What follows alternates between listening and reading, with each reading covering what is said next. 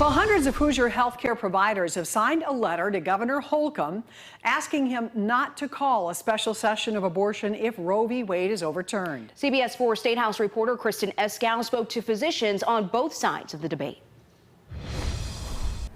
So far, more than 300 physicians and other healthcare professionals have signed the letter, which raises concerns about potential consequences if there's an abortion ban here in Indiana. This comes after a leaked draft opinion that shows the Supreme Court may indeed overturn Roe v. Wade.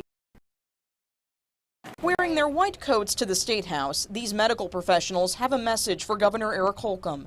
They argue banning abortion would be bad for Hoosiers' health. So we worry about increased morbidity, maternal mortality, infant mortality. Dr. Allison Case is a family medicine physician and an abortion provider through a clinic.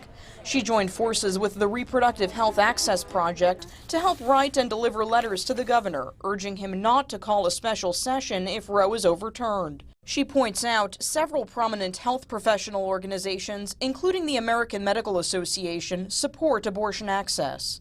If a pregnancy is carried to term and that person is in danger of having some kind of complication, that could leave the infant without a mother.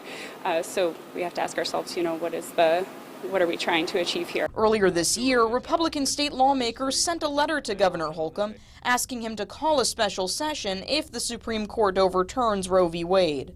So far, they haven't revealed what their plans would be should that happen. Some Indiana doctors say they would support an abortion ban. The part that I see the most are mental health complaints and symptoms that people have carried for many years after abortion. Dr. Andrew Mullally is a family medicine physician in Fort Wayne who is active with Right to Life. He believes healthcare providers and lawmakers should focus on resources to help expectant mothers as alternatives to abortion. Some people need help making a plan, whether it's going to be a plan to raise a child or an adoption plan.